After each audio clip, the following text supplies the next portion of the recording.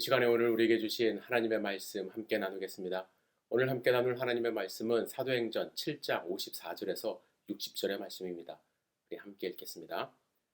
그들이 이 말을 듣고 마음에 찔려 그를 향하여 이를 갈거늘 스데반이 성령 충만하여 하늘을 우러러 주목하여 하나님의 영광과 및 예수께서 하나님 우편에 서신 것을 보고 말하되 보라 하늘이 열리고 인자가 하나님 우편에 서신 것을 보노라 한데 그들이 큰 소리를 지르며 귀를 막고 일제히 그에게 달려들어 성 밖으로 내치고 돌로 칠세 증인들이 옷을 벗어 사울이라 하는 청년의 발 앞에 두니라.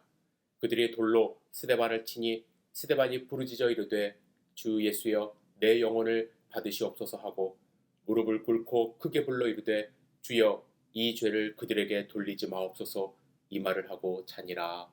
아멘. 오늘 주실 말씀을 생각하면서 잠시 기도드리겠습니다. 사랑과 은혜가 충만하신 아버지 하나님 말씀하여 주시옵소서. 주님의 말씀을 우리 마음밭에 뿌려 30배, 60배, 100배의 결실을 맺는 소중한 삶 될 수 있도록 인도하여 주시옵소서. 주님의 말씀에 집중하기를 원합니다. 예수님의 이름으로 기도드렸사옵나이다. 아멘. 여러분들이 그동안 사도행전을 함께 묵상하셨듯이 초대교회는 사도들의 이적과 기사 그리고 복음 전파로 부흥하기 시작했습니다. 수천 명의 사람들이 복음을 듣고 이제 교회 안으로 들어왔는데요. 이 때문에 교회 안에 크고 작은 갈등이 생기기 시작했습니다. 예를 들면 헬라파 유대인들과 히브리파 유대인들 간의 갈등입니다. 여기서 말하는 헬라파 유대인들은 해외에서 살다가 예루살렘으로 이제 다시 돌아오게 된 사람들로서 혈통적으로는 유대인이 맞지만 헬라어를 모국어로 사용하는 사람들입니다. 이런 사람들 중에 반드시 이제 도움이 필요한 사람들이 있었는데 특별히 과부들이었습니다. 그런데 이들을 매일 구제하는 그런 사역 가운데서 구제 사역에서 이제 배제되는 상황이 발생하여 공동체 안에 원망이 일어났습니다. 이러한 문제들을 해결하기 위하여 교회는 성령 충만하고 또 타인에게 모범이 되는 7명의 안수 집사를 세웠습니다. 오늘은 그 가운데 여러분들도 잘 아시는 스데반 집사에 대하여 함께 살펴보고자 합니다. 스데반 집사는 오늘 본문에서처럼 복음을 끝까지 전하다가 순교를 당합니다. 그래서 짧은 삶을 살았지만 우리에게 많은 교훈과 가르침을 남겼는데 저는 이 스데반 집사님이 마지막에 서 있었던 새 장소에서 그가 했던 말과 행동을 통해서 그가 어떻게 끝까지 예수님을 증거하는 삶을 살았는지 그 발자취를 함께 살펴보기를 원합니다. 첫 번째, 먼저 스데반이 있었던 장소는 회당이라는 곳입니다. 회당은 바벨론 침략 당시에 유대인들이 세계 각국에 뿔뿔이 흩어지면서 생긴 디아스포라들에 의하여 만들어진 것인데요.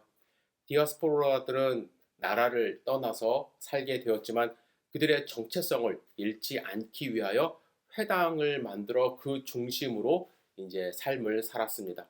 그래서 유대인 남자 성인 10명만 있으면 회당을 각 지역에서 만들 수 있었는데 회당이 가진 커다란 두 가지 역할이 있었습니다. 첫 번째는 종교적인 역할을 했습니다. 회당에서 함께 모여 하나님께 예배드리는 것이죠. 비록 희생제물을 잡을 수 없었고 또 언약궤는 그들에게 없었지만 그들은 하나님이 주신 율법책을 읽고 또 함께 기도함으로써 하나님을 경배했습니다.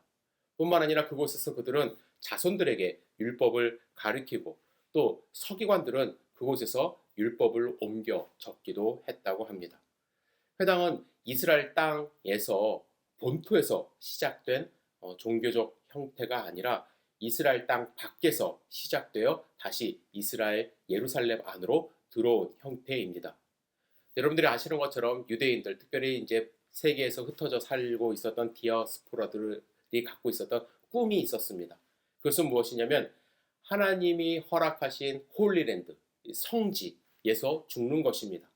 그래서 많은 사람들이 해외에서 살다가 다시 역으로 유다 땅으로 들어오게 되었고 그렇게 들어온 사람들이 각자가 살던 사는 그 동네에 회당을 짓기 시작했고 그곳에서 종교적인 활동을 하기 시작한 것입니다.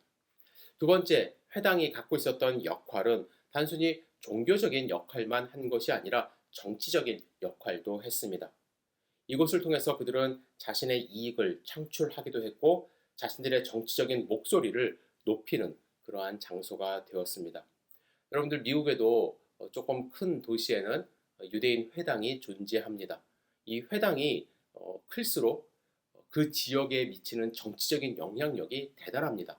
유대인들은 또 사업도 잘하고 그래서 부자들이 많지 않습니까? 그래서 미국 정치인들에게 막대한 영향을 미치는 것이 바로 이 유대인들의 지금까지 보여주는 그러한 형태라고 할 수가 있습니다. 여러분, 예수님 당시에 예루살렘 주변에는 300개가 넘는 회당이 있었다고 합니다.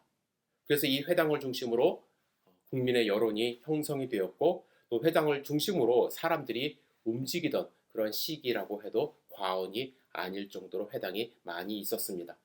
그래서 예수님도 사역의 중심이 회당 중심이라고 할 수 있습니다.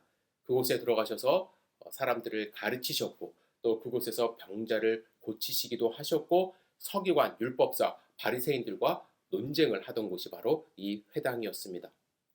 예수님은 이곳에서 종교 지도자들과 하나님 나라에 대한 복음을 선포하면서 많은 갈등을 일으키기도 했습니다.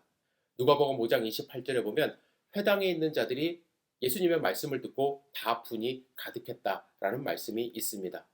예수님은 회당에서 그들이 목숨처럼 지키고 있었던 율법에 대해 전혀 반대되는 말씀을 하셨기 때문에 그렇습니다. 특별히 안식일을 목숨처럼 그들은 지켰는데 이 안식일이 사람을 위해 있는 것이지 사람이 안식일을 위해 있는 것이 아니라고 말씀하시며 안식일의 병자도 고쳐주시고 또 사람들을 향하여 회당의 높은 자리에 앉는 자들을 경계하라고 또 훈계하셨습니다. 따라서 예수님은 회당에 있었던 유대교 지도자들과 적대적인 관계를 갖게 된 것입니다. 오늘 우리가 살펴볼 스데반 집사도 7장 9절에 보면은 회당에 있었음을 알 수가 있습니다. 9절 저희 함께 잠깐 읽어보도록 하겠습니다. 리버디노, 구레네인, 알렉산드라인, 길리기아와 아시아에서 온 사람들의 회당이라는 각 회당에서 어떤 자들이 일어나 스데반과 더불어 변론할세 이런 말씀이 있습니다. 스데반은 회당에서 세계 각 지역에서 들어온 헬라파 유대인들과 변론했다라는 말씀이 있습니다. 스데반 집사는 내가 믿는 예수님은 어떤 분이고 내가 경험한 하나님은 어떤 분인지 그리고 우리가 왜 예수님을 하나님의 아들로 믿어야 하는지에 대한 자신의 생각 그리고 자신의 주장을 신학적 논리로 그들과 언쟁했다라는 것입니다. 그리고 10절에 보시면 스데반의 지혜와 성령으로 말하게 하였다라는 말씀이 있습니다. 그래서 그들이 논쟁을 했지만 당하지 못했다라는 말씀이 있습니다. 그런데 7장을 읽어보면 어떤 일이 일어났느냐? 회당 사람들이 사람들을 매수하기 시작했습니다. 그리고 매수 당한 사람들은 거짓 증언을 하는데 이 사람이 모세와 하나님을 모독하는 것을 우리가 들었다라고 말하기 시작했습니다. 예수님이 거짓 증언자들에 의하여 당했던 것을 지금 스데반도 당하고 있었습니다. 그리고 나서 스데반이 끌려간 곳이 있어요. 두 번째 스데반이 서 있던 곳은 공회라는 곳입니다. 사람들의 거짓 증언으로 거룩한 곳과 율법을 거슬려 말했다는 이유로 공회에 잡혀온 곳인데요. 이 공회라는 것은 어떤 곳이냐면 유대인 전체를 대표하는 기관입니다. 대제사장, 서기관들, 바리새파 사람들, 유대 사회의 지도자급 사람들 71명으로 구성된 것이 이 산헤들린 공의회입니다. 공식적인 주권은 그 당시에 분명히 로마 혹은 헤롯 왕이 갖고 있었지만 산헤들린 공의회는 사법적인 기능과 또 입법적인 기능 그리고 행정적인 기능도 갖고 있었던 막강한 공회입니다. 그래서 요한복음 18장 31절에 이런 말씀이 있습니다. 빌라도가 가로되 저를 데려다가 너희 법대로 재판하라. 유대인들이 가로되 우리에게는 사람을 죽이는 권이 없나이다. 빌라도의 말을 빌리자면 그들에게는 분명히 사람을 사형시킬 권한은 없지만 법을 가지고 재판할 수 있는 권한이 있었다라는 것입니다. 예수님도 십자가에 못 박히시기 직전에 이 공의회에 섰던 적이 있습니다. 예수님이 공의회에 잡혀서 그들 앞에 서 있을 때 마가복음 15장 55절에 보면 대제사장과 온 공회가 예수를 죽이려고 그를 칠 증거를 찾되 얻지 못하니 이는 예수를 쳐서 거짓 증거하는 자가 많으나 그 증거가 서로 합하지 못함이라, 이런 말씀이 있죠. 예수님도 많은 거짓 증언하는 사람들이 와서 그를 죽이려고 거짓되게 증언했지만 서로 말이 달라서 증거를 찾지 못했다는 말씀이 있습니다. 누가복음도 같은 증거를 합니다. 누가복음 22장 66절에 보면 나리새매 백성의 장로들 곧 대제사장들과 서기관들이 모여 예수를 그 공회로 끌어들여 가로되, 이런 말씀이 있습니다. 예수님 십자가에 달리시기 직전에 공회에 섰습니다. 지금 스데반 집사도 예수님처럼 공회에 섰습니다. 상황이 너무나도 같지 않습니까? 공회위원들 대부분은 종신직으로 재직을 하고 있었기 때문에 그들이 바로 예수님을 잡아 죽였던 사람들이고, 예수님을 죽이려 할 때도 거짓 증인들을 내세운 사람들이었습니다. 그 사람들이 이번에도 거짓 증인들을 내세워 스데반을 잡아 죽이려고 한 것입니다. 예수님은 불과 얼마 전에 그곳에서 자신이 하나님의 아들이심을 증언하지 않았습니까? 그리고 지금 스데반은 뭐라고 얘기했냐면 저들이 죽인 바로 그분이 하나님의 아들임을 증거하고 있습니다. 스데반은 우리가 읽은 본문에서 이렇게 마지막에 외칩니다. 하늘을 우러러 주목하여 하나님의 영광과 및 예수께서 하나님 우편에 서신 것을 보고 말하되 보라, 하늘이 열리고 인자가 하나님 우편에 서신 것을 보노라 한데, 예수님이 지금 하나님 우편에 계심을 그는 증거했지만 그 순간 공회에 있던 사람들이 분노를 폭발합니다. 그들은 기득권을 유지하고자 메시아로 오신 예수님을 거짓 증인들까지 내세워 십자가에 못 박았는데, 지금 예수님이 하늘에서 하나님 우편에 서 계신다는 말, 그들은 절대로 있어서는 안 되는 일이고 듣고 싶지도 않은 말이었습니다. 그들은 귀를 막았습니다. 그리고 일심으로 그에게 달려듭니다. 57절에 그들이 큰 소리를 지르며 귀를 막고 일제히 그에게 달려들었다 말씀합니다. 그 결과 그들은 예수님을 골고다로 끌고 갔듯이 스데반을 성 밖으로 내칩니다. 그래서 스데반이 있었던 세 번째 장소는 성 밖입니다. 성 밖. 성 밖으로 끌려 나간 거예요. 여러분, 성 밖은 당시 저주의 장소입니다. 깨끗하지 못한 자들이 성 밖으로 내침을 당했습니다. 즉 스데반은 저주를 받으며 무자비한 자들의 손에 의하여 성 밖에 끌려 나온 것입니다. 그리고 그는 옷이 벗겨졌습니다. 누군가 말릴 틈조차 없었습니다. 스데반은 어떠한 법적인 과정이나 처형의 순서도 갖춰지지 않은 채 성난 군중들 앞에 그대로 서 있게 됩니다. 사람들은 누가 먼저라고 할 것도 없이 죄 없는 스데반을 향해 돌로 치기 시작합니다. 스데반은 그 순간 이렇게 말을 합니다. 주 예수여, 내 영혼을 받으시옵소서. 그리고 무릎을 꿇고 크게 불러 가로되 주여, 이 죄를 저들에게 돌리지 마옵소서. 이 말을 하고 그는 잠이 듭니다. 여러분, 예수님이 성 밖으로 끌려 나갔던 그 모습 기억하십니까? 저주받은 장소 골고다로 예수님은 십자가를 지고 가셨습니다. 예수님은 참혹한 처형인 십자가 처형을 받으셨습니다. 당시 유대인들에게도 생소했던 처형을 당한 것입니다. 그것은 성경의 말씀을 이루려 함이라고 말씀합니다. 예수님은 참혹한 군중들에 의해 처형을 받은 것입니다. 그리고 예수님도 돌아가시기 직전에 아버지여, 내 영혼을 아버지 손에 부탁하나이다 라고 말씀하셨을 뿐만 아니라 아버지여, 저희를 사하여 주옵소서, 자기의 하는 것을 알지 못함이니이다, 이런 말씀을 하시고 예수님도 눈을 감으셨죠. 저는 스데반이 서 있던 세 장소를 간략하게 여러분들과 살펴보았습니다. 여러분, 무엇을 느끼시나요? 스데반의 모습과 예수님의 모습 너무 닮지 않았습니까? 스데반은 예수님이 사역하셨던 그 장소에서 두려움 없이 진리를 증거했고 예수님이 잡히셨던 그 장소에서 똑같이 서서 거짓 증거에 맞서서 진리를 선포합니다. 그리고 예수님이 그러셨던 것처럼 세상 사람들에 의하여 성 밖에 내침을 당하여 비참한 최후를 맞이합니다. 여러분, 회당은 그 당시의 삶의 터전이었습니다. 공회는 그 당시 제도권이었습니다. 성 밖은 사회와 격리된 곳이었습니다. 우리는 삶의 터전에서 떳떳하게 진리를 선포하고 변론할 수 있는 믿음이 있는지요? 우리는 제도권으로부터 핍박을 받아도 내 믿음을 버리지 않고 당당하게 예수 그리스도의 영광을 보며 복음을 외칠 수 있는지요? 우리는 사회로부터 왕따를 당하고 버림을 받을지라도 하나님의 영광을, 하늘의 영광을 바라볼 수 있는 그 확고한 믿음이 있는지요? 스데반은 비록 예수님의 제자는 아니었습니다. 예수님을 직접 만난 사실 성경에 기록되어 있지 않습니다. 사도들처럼 권위가 있었던 것도 아닙니다.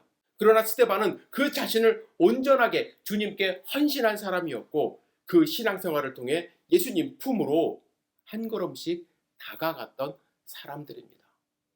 여러분 혹시 수건 돌리기 놀이 아시나요? 제가 중고등학교 때 교회에서 수련회를 가면은 레크레이션 시간에 많이 했던 놀이 가운데 하나인데 한 10명 정도가 둥그렇게 앉습니다. 그리고 노래를 불러요. 순례가 된 한 사람이 수건을 가지고 이렇게 슬슬 이제 돌아다닙니다. 노래를 부르면서 돌다가 자기가 가지고 있던 수건을 몰래 한 사람의 등 뒤에 놓습니다. 그리고 한 바퀴를 더 돌아요. 한 바퀴를 다 돌 때까지 등 뒤에 수건이 놓여 있는 것을 모르고 그냥 앉아 있는 사람은 그 전순례에게 잡혀서 이제 다시 순례가 되는 것입니다. 하지만 자기 등 뒤에 수건이 놓여 있는 것을 감지한 사람은 얼른 그 수건을 들고 일어서서 자기에게 수건을 놓았던 사람들을 이제 붙잡으려고 이제 뛰어가야만 합니다. 이런 놀이 많이 했던 기억이 나는데 저는 오늘 본문을 보면서 복음의 수건 돌리기가 시작되지 않았나 이런 생각을 해보았습니다. 여러분, 복음이 있습니다. 예수님으로부터 제자들이 이 복음을 전달받았어요. 그리고 제자들로부터 스데반에게 이 복음이 전달이 된 거예요. 스데반은 하나님께서 정하신 자신의 이생의 삶의 기간 동안 열심히 그 복음의 수건을 들고 뛴 것입니다. 그리고 자신의 복음의 수건을 하나님이 정하신 한 사람에게 던지고 자신의 삶을 마감한 거예요. 여러분, 이 복음의 수건을 받아든 사람이 누구일까요? 오늘 본문에 우리는 발견할 수 있습니다. 청년 사울, 즉 나중에 사도가 된 바울입니다. 사도 바울은 오늘 본문에 보시면 스데반 집사가 순교할 때 그 자리에 있었습니다. 당시 사도 바울은 스데반의 죽음을 마땅히 여겼다고 말씀합니다. 그러나 하나님은 이때부터 사도 바울이 스데반 다음으로 복음의 수건을 들고 뛰어야 하는 선교사라는 것을 암시하고 계십니다. 왜냐하면 그 앞에 스데반의 옷이 놓여졌기 때문입니다. 이 사건이 있은 얼마 후에 사도 바울은 하나님께 부르심을 받았고 그리고 그 역할을 사도 바울은 끝까지 수행하며 복음의 수건을 던지고 있습니다. 그리고 그 복음이 우리 앞에 떨어진 거예요. 여러분, 어떻게 하시겠습니까? 우리도 하나님의 선택을 받지 않았습니까? 하나님은 우리에게 떨어진 이 복음을 들고 뛰기를 원하십니다. 그래서 복음의 씨앗이 누군가에게 전달되기를 원하십니다. 그것이 하나님이 여러분과 저를 부르신 이유입니다.